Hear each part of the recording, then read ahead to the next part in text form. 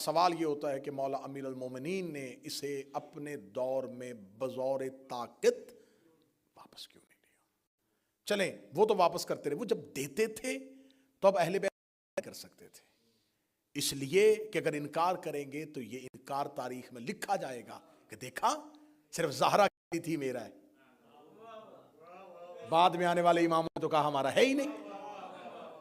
یہ جان بوجھ کے یہ جال چلتے تھے کہ ان میں سے کوئی انکار کرے۔ لیکن سوال آج بھی سوشل میڈیا پہ ایک ہی کھڑا ہے کہ جب مولا علی بطور خلیفہ تھے چوتھے نمبر پہ تو انہیں سب سے پہلے فدق واپس لینا چاہیے تھا۔ احمقانہ سوال ہے، عاقلانہ دلیل دینے لگا ہوں۔ پہلے جملے سے یہ بات کہہ رہا ہوں کہ فدق ملکی رہا ہے، فدق جناب زہرا کی ملکیت ہے۔ جناب زہرا نے دربار میں کھڑے ہو کے اپنی ملکیت کا سوال کیا، انہوں نے ان کی ملکیت واپس نہیں کی۔ بی بی نے دربار سے پلٹتے ہوئے کہا اب تیرا اور میرا فیصلہ اس کی عدالت میں ہوگا۔ اب یا تو وہ مالکن اپنی زندگی میں مولا علی کو وصیت کر کے جا یا علی میرے بعد فدق واپس لینا۔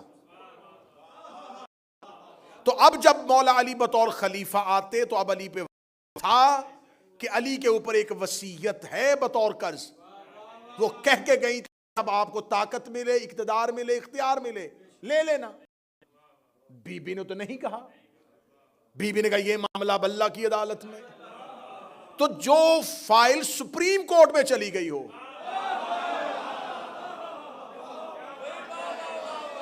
لوئر کورٹ اس مقدمے کو نہیں لا سکتی، وہ سپریم کورٹ کو نہیں کہہ سکتے جی آپ نہ سنیے گا ہم سننے لگے۔ فیصلہ چلا گیا تھا اللہ کی عدالت۔ ایک دلیل۔ دوسری دلیل یہ ہے رسول اللہ نے جب مکہ چھوڑا ہجرت کر کے گئے، رسول اللہ کا جو اپنا گھر تھا جو ذاتی جس میں مکہ میں رہتے تھے اب وہ تو چھوڑا ہے، بھرا گھر چھوڑ کے واپس آ۔ جب رسول اللہ فتح مکہ پہ پہنچے تو رسول اللہ نے چاہا کہ میں اپنے آبائی گھر کو دیکھوں، وہ جو ہمارا پرانا گھر تھا، میرا وہ جو باپ دادا کا گھر تھا وہ کہاں ہے؟ انہوں نے کہا یا رسول اللہ جب آپ مکہ نا تو ابو لہب نے اس پہ قبضہ کر لیا تھا، تو اب وہ ابو لہب نے کسی کو آگے بیچ دیا ہے تو وہ اسی کے پاس ہے۔ رسول اللہ نے کہا اچھا ٹھیک ہے۔ صحابہ نے کہا یا رسول اللہ تو طاقت ہے پاس، آپ کے باپ آپ کی بچپن گزرا ہے وہاں پہ، آپ کی کچھ یادیں ہیں وہاں پہ، اب ہم ہی جاتے ہیں جا کے اس کو نکالتے ہیں، اس مشرک نکال کے اور فوراً ہم آپ کو وہ ملکیت واپس لے کے جاتے ہیں۔ رسول اللہ کا جملہ سننا، رسول نے فرمایا نہیں میں وہ گھر واپس نہیں لوں گا۔ کیوں یا رسول اللہ؟ فرمایا کیونکہ ابو لہب نے میرے گھر پہ قبضہ کیا ہے، میں واپس لے کے اس کی سزا میں کمی نہیں کرنا چاہتا۔ کہاں چلے گئے ہیں یار؟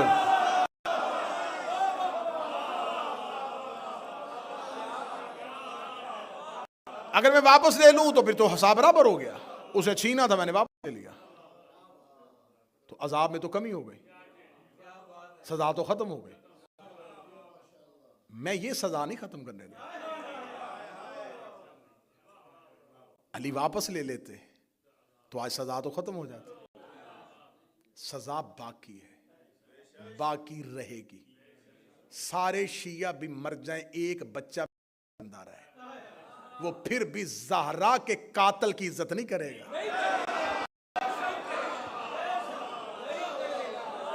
تمہیں بہت بڑی غلط فہمی ہے، تمہیں بہت بڑی غلط فہمی ہے کہ ہم ہار جائیں گے، ہم مان جائیں گے، نہیں۔ اکیلا ایک بچہ بھی رہ جائے ہم زہرا کے قاتل کی عزت نہیں کریں گے۔ میں منت کر کے جا رہا ہوں تمہاری زندگی میں کبھی بطول کے حق پہ سمجھوتا نہ کریں۔ ہر چیز پہ کر جانا ٹھیک ہے، چیزیں ہوتی ہیں انسان کی زندگی کے، بہت سے معاملات ایسے ہیں جس پہ انسان کو کمپرومائز کرنا پڑتا ہے، زہرا کے حق پہ نہ کرنا۔ رائی کے دانے کے برابر بھی تم نے اتنا سا بھی نرم سوچا، زہرا کی ایک ہائے تیرے اعمال ختم کر دے۔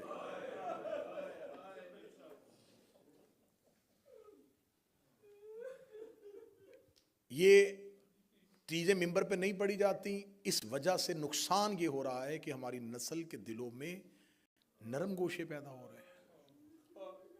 کیوں؟ انہیں پتہ ہی نہیں کہ اہل بیت کے ساتھ انہوں نے کیا کیا تھا۔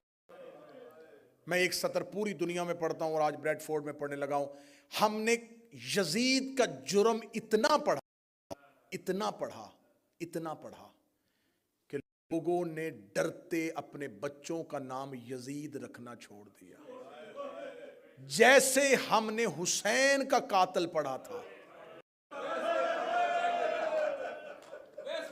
اگر ویسے منبر سے زہرا کا قاتل پڑھتے، کبھی کسی کی جرت نہ ہوتی کہ میری قوم کے کسی جوان کے سامنے زہرا کے قاتل کا عزت سے نام لے لے۔ ہم 4 قدم پیچھے ہٹے۔